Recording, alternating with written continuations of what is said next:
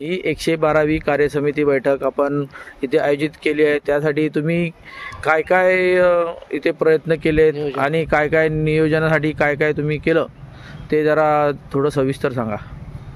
सर्वात प्रथम महाराष्ट्र वीज कामगार महासंघ अध्यक्षांनी महामंत्री साहेबांनी आम्हाला जेव्हा जबाबदारी दिली भुसावळ निर्मितीला आम्ही जेव्हा हे स्वीकारलं तर आमच्यासाठी खूप मोठं चॅलेंज होतं।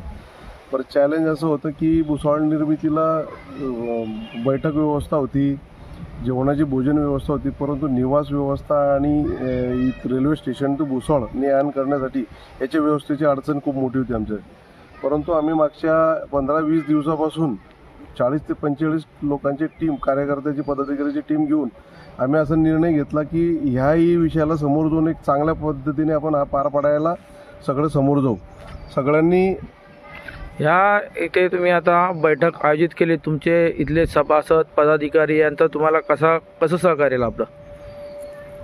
तर यासाठी सांगावंसं असं वाटतं की खरंच आमच्या 40 ते 45 जे कार्यकर्ते आहेत यांनी फक्त आम्ही भोजन व्यवस्था, निवास व्यवस्था, बैठक व्यवस्था आणि इतर जे पर्यायी व्यवस्था याची जी जबाबदारी दिली ते सगळ्यांनी चोख अशी मागच्या 2-3 दिवसापासून व्यवस्थितरित्या पार पाडत आहेत। विशेष म्हणजे निवास व्यवस्थेची जी अडचण होती, आम्हाला क्वार्टर आणि इमारत जो अडचण खूप मोठी होती, त्या अडचणीसाठी आम्ही काही मुख्य अभियंता आणि नवीन बिल्डिंगचे जे इमारतचे सिव्हिल डिपार्टमेंट यांचं सहकार्य घेऊन त्या ठिकाणी आम्ही निवास व्यवस्था केली आणि आमच्या सगळ्या कार्यकर्त्यांनी त्या निवास व्यवस्था ठिकाणी काही नवीन बिल्डिंगला कोणत्याही प्रकारची सुविधा नसताना त्या ठिकाणी पाणी, पिण्याचे पाणीपासून गादीपासून तर छोट्या छोट्या गोष्टीचा अभ्यास करून रात्री आलेल्या कार्यकर्त्यांना तीळ मात्रही कोणताही त्रास होऊ नये अशा पद्धतीने त्यांनी काळजी घेऊन सगळ्यांचं इच्छुक असं व्यवस्थित पार पाडण्याचं काम केलं आहे।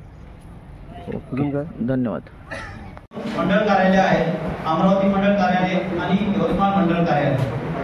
अमरावती मंडळ कार्यालयात 181 पुरुष आणि 44 महिला आणि यवतमाळ मंडळ कार्यालयात 42 पुरुष आणि 6 महिला अशी एकूण 272 सभासद संख्या 2025 मध्ये आहे आणि त्याची वार्षिक वर्गणी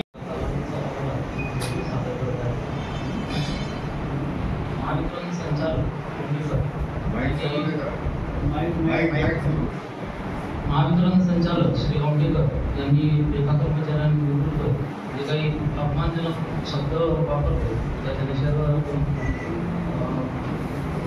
माननीय उपाध्यक्ष मित्र रमेश नाईक यांच्या अध्यक्षतेखाली पांडू परिमंडळ ते जो आयोजित करण्यात आली त्यामध्ये कामगार महासंघाचे पदाधिकारी इतर संघटनेचे तसेच आमचे परिमंडळ सचिव श्री नरड साहेब मागच्या म्हणजे 2 वर्ष महाराष्ट्र कामगार महासंघाचा जय असो, भारतीय मजदूर संघाचा जय असो। देश के हित में करेंगे काम करेंगे पूरा दाम, देश के हित में करेंगे काम करेंगे पूरा दाम। जय। काही कारणानिमित्त आलेलं नाही तरी त्यांचा अहवाल मी विजयकुमार आकले जोडणं सचिव आपणासमोर थोडक्यात अहवाल सादर करतो।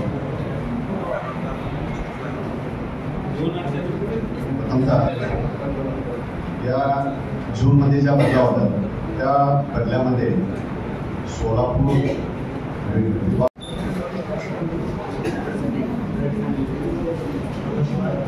आदरणीय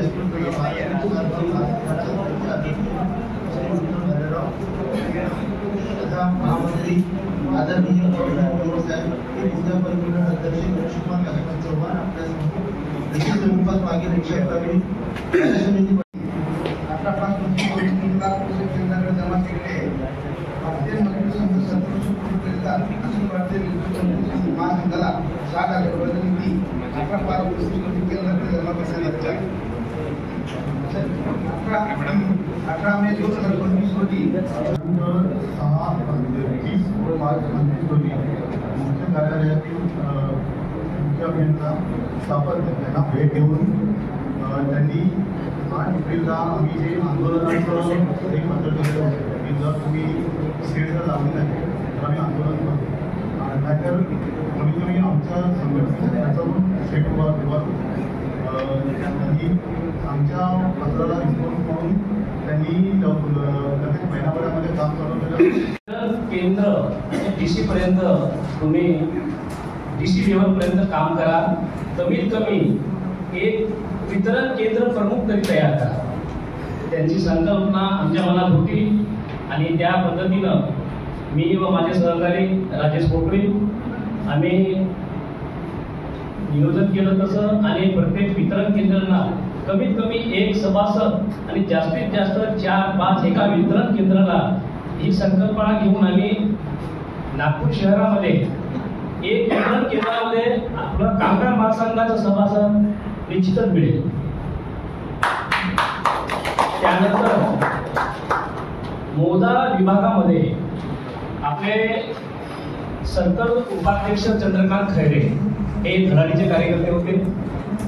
त्यांच्यावरती प्रशासकीयांनी एका चुकीच्या आरोपाखाली साठी 1001 रुपये, मतदारसंख्येत 1001 आणि बाळासाहेब साठे इथे 1001. त्याच्यानंतर समर्पण निधी सुद्धा 500 रुपये त्यांनी आपल्याकडे गोळा केलेला आहे. धन्यवाद. नमस्कार, मी कृष्ण बच्चे पाटील, रत्नागिरी परिमंडळ सचिव. मागील करार केंद्रीय कार्य समिती बैठक ते आज रोजीपर्यंत मी रत्नागिरी परिमंडळ कार्य अहवाल सादर करत आहे. दिनांक 1/5/2025 रोजी विभागीय कार्यालय अंतर्गत येणारे मीटर टेस्टिंग विभाग, गाळणी कक्ष, शाखा कार्यालय कुडाळ शहर, शाखा कार्यालय कुडाळ ग्रामीण मधील तांत्रिक कर्मचाऱ्यांना कामगार महासंघाच्या वतीने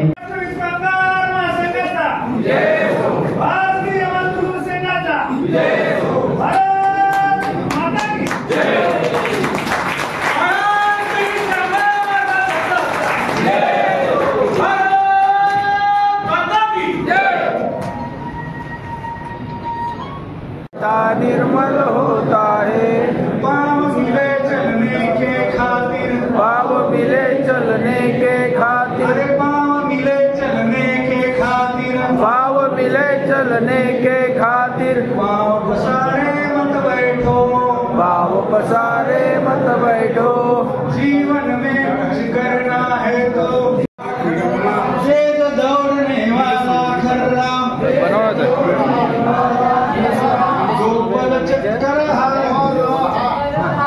तेज दौड़ने वाला खर्रा, दो पल चलकर हार गया, धीरे धीरे चलकर कछुआ, धीरे धीरे चलकर कछुआ, देखो बाजी मार गया, चलो कदम से कदम मिलाकर, चलो दूर किनारे मत बैठो, जीवन में कुछ करना है तो, मन को मारे मत बैठो, आगे आगे बढ़ना है तो,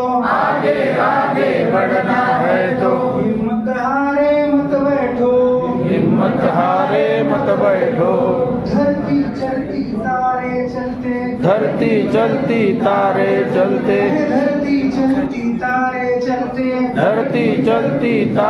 चलते, चांद रात भर चलता है, किरणों का उपहार बांटने,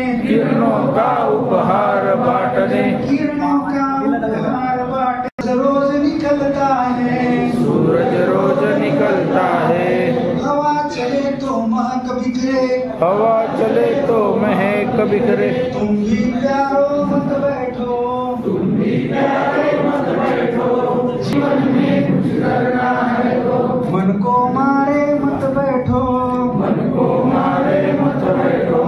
आगे आगे बढ़ना है तो,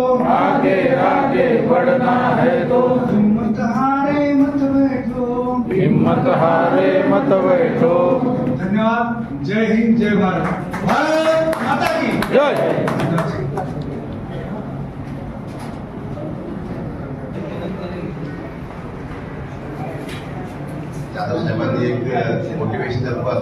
आमच्या सगळ्यांना ऊर्जामय होण्यासाठी गीत सादर केलंय.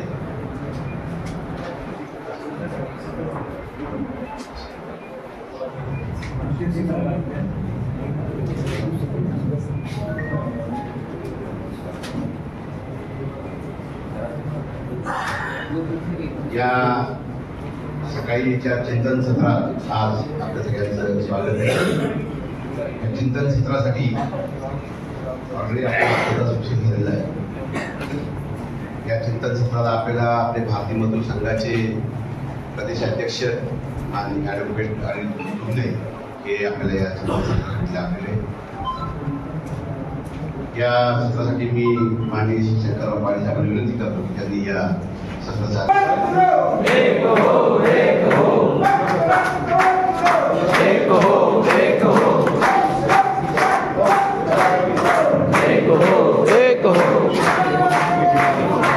जय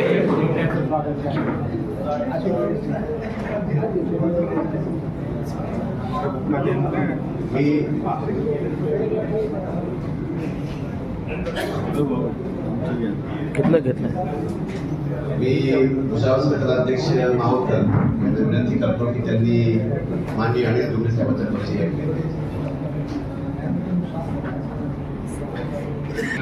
भुसावळ सर्कल अध्यक्ष निर्मिती आपल्या सर्वांचे हार्दिक स्वागत करतो.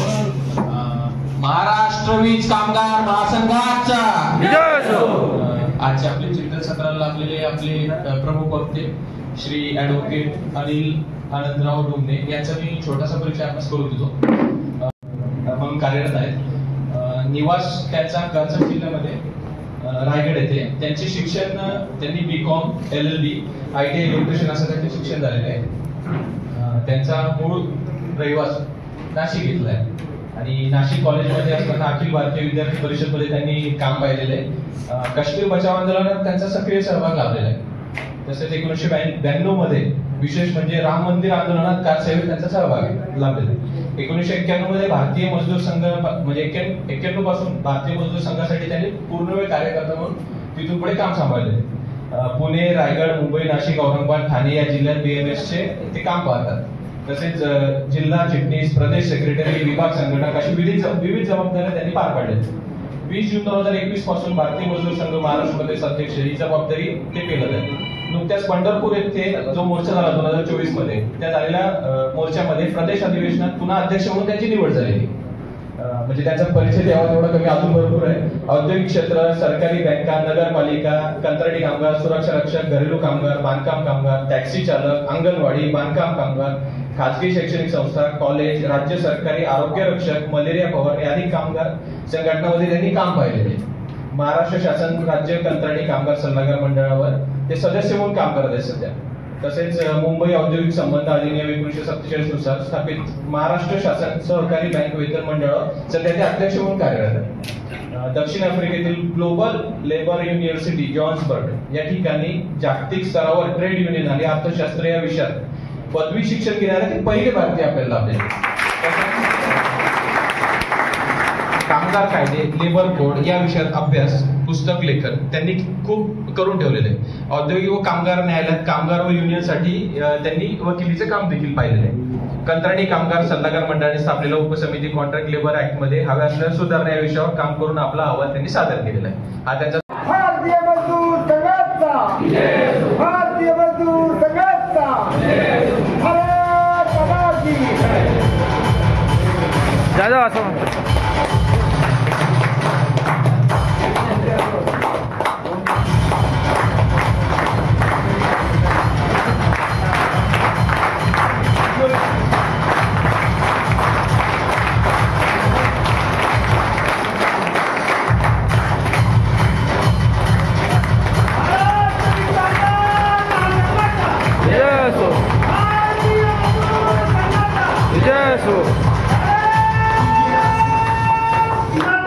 जय 112व्या प्रदेश कार्य समितीच्या प्रसंगी मंचावर उपस्थित असलेले या सत्राचे सन्माननीय अध्यक्ष शंकरराव पाटील, आपल्या महासंघाचे महामंत्री माननीय अरुण अध्यक्ष माननीय मधुरावजी, सर्व सन्माननीय पदाधिकारी, भारतीय मजदूर संघाच्या अखिल भारतीय कार्यक समितीचे सदस्य शंकरताई पाटील, महासंघाचे सर्व अखिल भारतीय पदाधिकारी, डिव्हिजन, झोन आणि या ठिकाणी उपस्थित असलेल्या बंधू आणि भगिनी, कालपासून आपली कार्यसमितीची बैठक सुरू झाली आणि आमच्याशी बोलणं झाल्याप्रमाणे खरं तर मी कालच येणार होतो आणि आज त्याला जोडून आपण एक प्रदेशाची पदाधिकारी बैठक आपण जळगावमध्ये लावली की दोन्ही कार्यक्रम त्या ठिकाणी होतील.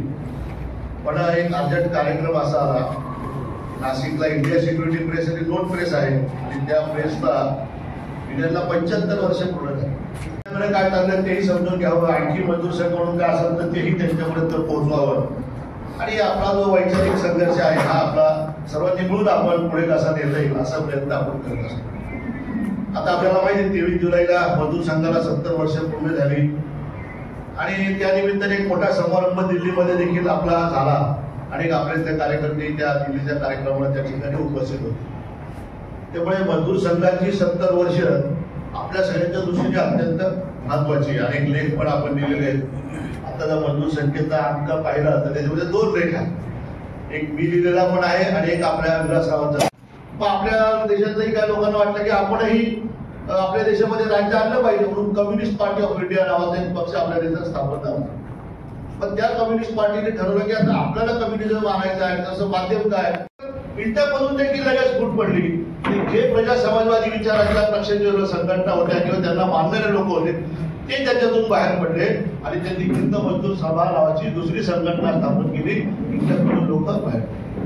आता पुढे जाऊन परत HMS मध्ये इंटरमध्ये परत फूट पडली. 1950ला त्यांनी UTC नावाची एक संघटना स्थापन केली, युनायटेड ट्रेड युनियन काँग्रेस, आणि तेही काही जण इंटक मधून गेले, काही जण HMS मधून गेले, काही जण आयटक मधून गेले. अशा रीतीने या सेंट्रल ट्रेड युनियन्स मध्ये 1, 2, 3, 4 अशा फूट पडत गेला. नंतर असं झालं 1970च्या दरम्यान की भारतीय कम्युनिस्ट पार्टीमध्ये विचार वैचारिक बंधन सुरू झालं की एवढे वर्ष आपण काम करतो आहे आणि ह्याच पद्धतीने काम केलं तर आपलं राज्य येणार तरी. आपल्याला जर कम्युनिस्ट राज्य आणायचं असेल तर लोकशाही हा आपल्याला आपण मानून चालणार नाही या पद्धतीने जाऊन. मग त्यांच्यामध्ये जहाल आणि मावळ असे गट पडले. जहाल एक गट असं त्याने आपल्याला अग्रेसिव्हली काम केलं पाहिजे, एक म्हणतो आपण आहे त्या पद्धतीने गेलं पाहिजे. मग कम्युनिस्ट पार्टी ऑफ इंडियामध्ये फूट पडली आणि मार्क्सवादी कम्युनिस्ट पार्टी नावाचा एक नवीन पक्ष स्थापन झाला. राजकारणापासून अलिप्त आहोत आणि राजकारणापासून पॉलिटिकल पार्टीपासून आपण वेगळे असल्यामुळे आपलं अस्तित्व टिकवण्यामध्ये आपले निर्णय घेण्यामुळे आपण सक्षम झालेलो आहोत. भारतीय मजदूर संघाचे कार्यकर्ते पदाधिकारी म्हणून सक्षम झालेलो आहोत हे आपण लक्षात घ्यावं. आणि आजचा हे विशेष सत्रामध्ये एवढं जरी आपण याचा सार काढला आणि हा घेऊन गेलो आणि आपल्या क्षेत्रामध्ये आपण काम केलं आणि करायला लागलो तर मला वाटतं की आपल्याला याचा फायदा होईल. एक छोटासा विषय घेतो. अनिलजींना मी धन्यवाद देतो की त्यांनी आम्हाला खूप एक चांगलं मार्गदर्शन केलं आहे. ते सतत करतात, प्रत्येक बैठकीत अधिवेशनातील आम्हाला मार्गदर्शन निश्चित असं मार्गदर्शन करतात. त्यांच्या मार्गदर्शनापासून आपण प्रेरणा घेऊन आपापल्या क्षेत्रामध्ये जाऊन आपण भारतीय मजदूर संघाचं काम, भारतीय मजदूर संघाला संलग्नित असलेल्या ज्या ज्या संघटना आहेत त्या वीज निवृत्त ज्येष्ठ नागरिक संघ असेल, महाराष्ट्र वीज कामगार महासंघ असेल, वीज कंत्राटी कामगार संघ असेल, हे सर्व विविध क्षेत्रामध्ये काम करतात. त्यांनी अजून एक आवाहन केलेलं आहे. ते आव्हान मला वाटतं महाराष्ट्र वीज कामगार महासंघाने घ्यायला हवं. कारण आपण जनरेशन, ट्रान्समिशन, डिस्ट्रीब्युशन या 3 क्षेत्रामध्ये ज्या आपल्या सरकारी कंपन्या आहेत या सरकारी कंपन्यांमध्ये संघटनेचं काम आपण कुशलतेने करत आहोत. बऱ्याच वर्षापासून इथे आपण 1960 पासून साधारणतः कार्यरत आहोत. वीज क्षेत्रामध्ये वीज निर्मिती करणाऱ्या ज्या प्रायव्हेट काही कंपन्या आहेत त्या महाराष्ट्रात आहेत. आपण भारतभराचा विचार न करता महाराष्ट्राचा विचार करू शकतो. त्या कंपन्यांमध्ये भारतीय मजदूर संघाला संलग्न असं संघटन आपण उभं कसं करू शकतो त्याच्यासाठी आपल्या महासंघाचे काही कार्यकर्ते त्या एरियातले आपण देऊ शकतो का, त्यांना ती जबाबदारी वाटप करून त्यांनी तिथे त्या क्षेत्रामध्ये जाऊन भारतीय मजदूर संघाला भाग्य बनाने वाले हम, मानवता के लिए उषा की, मानवता के लिए उषा की, किरण जगाने वाले हम. विभाग 2 येथे संपर्क केला. संस्था अहवाल वाटप केले। यावेळी सौ येवलेकर मॅडम पदाधिकारी उपस्थित होते। 28/2 रोजी 2 मधील बदली व पेंडिंग विषयाबाबत अधिकाऱ्यांशी चर्चा केली। यावेळी 2 अध्यक्ष, सर्कल सचिव, सचिव विभागीय पदाधिकारी उपस्थित होते। 29/2 रोजी महासंघ पतसंस्थेची वार्षिक सर्वसाधारण सभा खेळी। आज आपल्या इथे जी 112वी कार्यसमिती बैठक आहे, तर त्याविषयी येथील झोन सचिव बादल तायडे थोडी आपल्याला माहिती देतील। सर्वांना नमस्कार। कार्यसमिती बैठक 112 याचे नियोजन भुसावळ निर्मितीकडे देण्यात आले। असे आदेश आल्यानंतर आमचे अनंतभाऊ जाधव जे वरिष्ठ अधिकाऱ्यामध्ये उपमहामंत्री म्हणून आहेत, त्यांचे आदेशच म्हणावत, त्यांच्या आदेशानुसार आम्ही भुसावळ निर्मितीवाल्यांना जिम्मेदारी दिल्या तसे आम्ही सर्वांना नियोजनास सुरुवात केली। त्यामध्ये सर्वात प्रथम झोनाध्यक्ष योगेश ढाके, झोन सहसचिव गणेश राठोड आणि आम्ही तिघांनी सुरुवातीला जे कार्य चालू केले की जिम्मेदारी कोणाला कशी द्यायची, काय द्यायची। यामध्ये तुम्ही टीम कशा कशा बनवल्या नियोजनाबाबतीत? आम्ही सर्वप्रथम वरिष्ठांच्या मार्गदर्शनावर टीम बनवल्या। स्वयंपाकी म्हणजे भोजन व्यवस्था, पाणी व्यवस्था, निवास व्यवस्था आणि क्लब व्यवस्था, ज्या ठिकाणी आपली 112वी कार्यकारिणी मीटिंग घ्यायची होती त्याला क्लब व्यवस्थेमध्ये आम्ही ॲड केलं। याच्यामध्ये तुम्हाला काही अडचणी आल्या का? अडचणी खूप प्रमाणात आल्या, जसं राहण्याची व्यवस्था, निवास व्यवस्थेमध्ये बऱ्याच आलेली। क्लब व्यवस्थेसाठी काय मॅनेजमेंटसोबत आम्ही पत्रव्यवहार करून क्लबची व्यवस्था करून घेतली, पण सर्वात मोठा आम्हाला प्रश्न होता निवास व्यवस्थेचा। त्यासाठी आम्ही खूप प्रयत्न केले आणि आम्ही साथ दिली, म्हणजे रात्रंदिवस एक करून सर्वांना व्यवस्थित जे जे मार्गदर्शन म्हणजे जे जे नियोजनामध्ये ज्या ज्या व्यक्तीला नियोजन दिलेले होते त्या नियोजनामध्ये सर्वांनी एकत्र येऊन पूर्ण कार्यक्रमाला हातभार लावले। ओके, धन्यवाद बादल तायडे। धन्यवाद।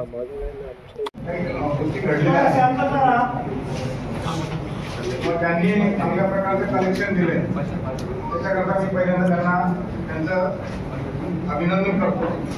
पहिली गोष्ट म्हणजे कोराडी पॉवर स्टेशनने, मित्रांनो, आतापर्यंत कुठल्याही आपल्या ज्या कार्यकारिणीमध्ये एक गठ्ठा 71 नावं म्हणजे 71 नवीन सभासद त्यांनी केलेले अतिशय कौतुकाची बाब आहे। पाडे साहेबांनी केले, पाडे साहेबांनी बऱ्याच वेळा अशा प्रकारचं कामही केलेलं आहे, पण तरी देखील आता मला विलास भालेराव आणि त्यांच्या टीमची मला खूप त्यांचं आपण सर्वांनी टाळ्या वाजून कौतुक करावं आणि चांगल्या प्रकारची प्रेरणा याच्यातून घ्यावी की माणसांनी ठरवलं तर निश्चित चांगल्या प्रकारचं काम उभं राहू शकतं आणि त्याला सगळ्यांनी जर म्हणजे बाकीच्या त्या टीमनी मोटिवेशन दिलं, नाही हे टार्गेट आहे आपलं, आपल्याला करायचंय, आपले किती लोक राहिलेले, किती लोकांनी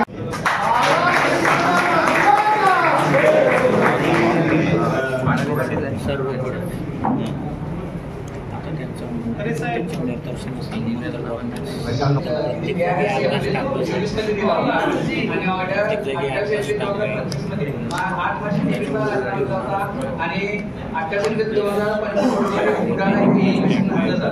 कोल्हापूरच्या इतिहासात वारसाची मोठ्या कमी कालावधीत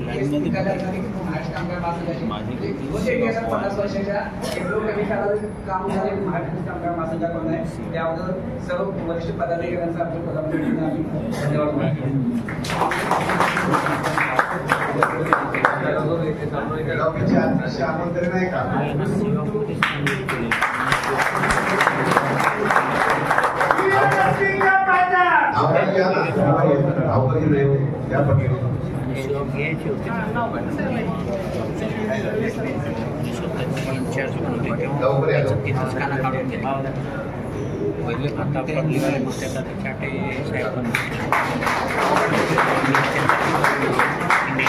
म्हणजे एकूण 25,000 त्यांनी महाराष्ट्र कामगार महासंघाची करावी लागते। उदाहरण जर द्यायचं झालं तर समजा आपल्याला 100 रुपये जर आपल्याकडे आहे तर अप टू 65% पर्यंतची जी काही अमाऊंट आहे ती आपल्याला गव्हर्नमेंट सेक्टरच्या ज्या काही कंपन्या आहेत त्या गव्हर्नमेंट सेक्टरमध्ये आपल्याला ती गुंतवणूक करावी लागते.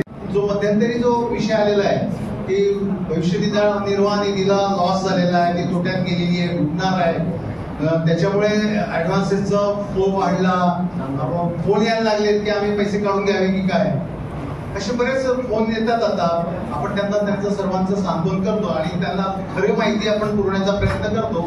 आणि मित्र एक लक्षात ठेवा, इन्व्हेस्टमेंट हे पॅटर्न जे आहे सर्वात अगोदर त्याचं पार्श्वभूमी सांगतो. इन्व्हेस्टमेंट पॅटर्न हे जे काही निश्चित झालेलं आहे हे EPFO जी आहे आपली केंद्रीय भविष्य निर्वाह निधी संघटन जी आहे तिचे काही गाईडलाईन्स आहे, सर्क्युलर्स आहे. आणि केव्हापासून सुरू आजच्या या बैठकीला उपस्थित सर्व कामगार महासंघाचे मार्गदर्शक पदाधिकारी, झोनल अध्यक्ष, झोनल सचिव आणि बंधू भगिनी, कालपासून जवळपास 19-20 विषयावर आपण चर्चा केली आणि कालपासून सुरू असलेल्या कार्यसमितीमध्ये काल उद्घाटन सत्रापासून आज समारोहापर्यंत जवळपास सर्व विषय आपण हाताळले. प्रत्येक 20 कंत्राटी कामगारांचा एक विषय आपला सुटलेला आहे आणि त्यांना आपण आमंत्रित सुद्धा करत असतो. परंतु ते मागच्या 2-4 बैठकामध्ये ते रिस्पॉन्स देत असतील किंवा त्यांची काही व्यस्तता असेल. एक कंत्राटी कामगार संघाचे आपण बाकी करायचं. कालच्या वृत्तामध्ये स्पेशली झोनल अध्यक्षाच्या वृत्तामध्ये तिन्ही कामगारच्या झोनल अध्यक्षाचे जे काही वृत्त आलेले आहेत अधिकाऱ्यांना भेटी दरम्यान ते उपस्थित असतो आणि त्याच क्रमाने माझी देखील महाराष्ट्र वीज कामगार महासंघाने एका वर्षामध्ये हिंगोलीवरून पुन्हा परत छत्रपती संभाजीनगर येथे बदली केली आणि याची मी देणगी आपण दिली होती. आणि आज जे अध्यक्षांनी आवाहन केलं त्या आव्हानाला प्रतिसाद देऊन मी माझ्यातर्फे महाराष्ट्र वीज कामगार महासंघाला 25,000ची देणगी जाहीर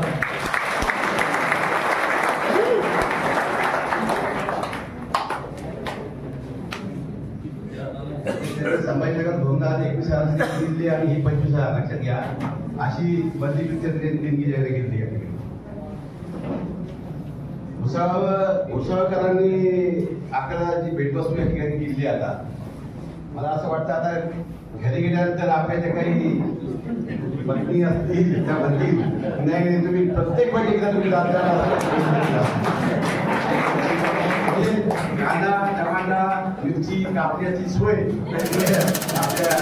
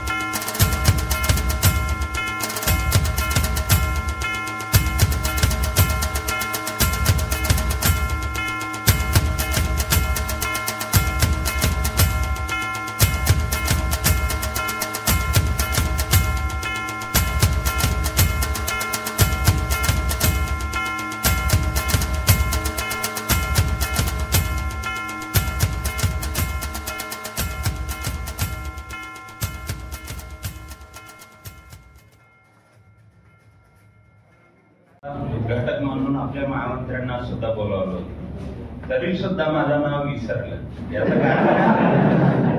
याचं कारण असं आहे की सेवानिवृत्ती झाली, कशाची झाली? फक्त पैशाची निवृत्ती झाली. म्हणजे आपण म्हणतो की जो येणारा पैसा होता दर महिन्याला तो बंद झाला. पण त्याबाबत मी असं म्हणेल, पैसा कुछ है, कुछ है, लेकिन सब कुछ नहीं. आणि त्याच्यामुळं मला सेवानिवृत्त झालं म्हणून मलाही असं फिलिंग आलेलं नाही. आणि जोपर्यंत मी संघटनेत आहे तोपर्यंत मी निवृत्त नाही.